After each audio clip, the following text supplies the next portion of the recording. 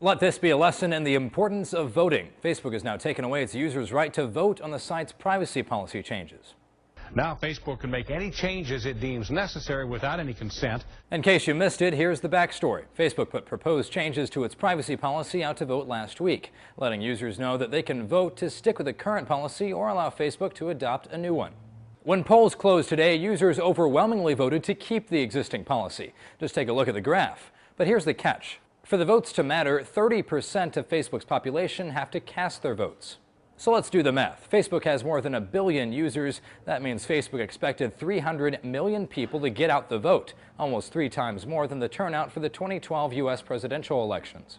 One Slate writer says the only chance of that happening would have been if Facebook had explained the vote clearly and promoted it tirelessly on its site, and even then the chances would have been slim to none. In this event, it did neither. As it turns out, fewer than 700,000 actually cast their virtual ballots on the Facebook site governance page. That's 67/10% of all Facebook users.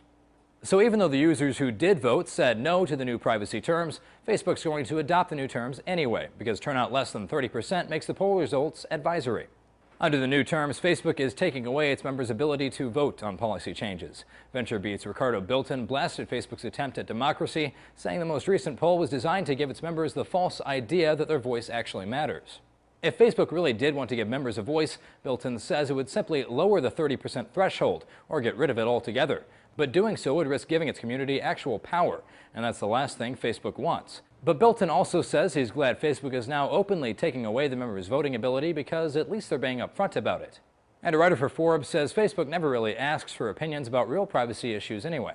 This year, they've expanded their scope by tracking what you do on other websites across the internet. They're even trying to learn what you are buying offline. They've also just recently settled a lawsuit for using your identity to sponsor products without your permission or knowledge.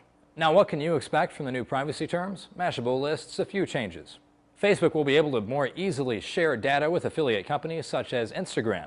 Facebook will also specify that advisors can show political or religious content, and it will be easier for people to find your profile through search.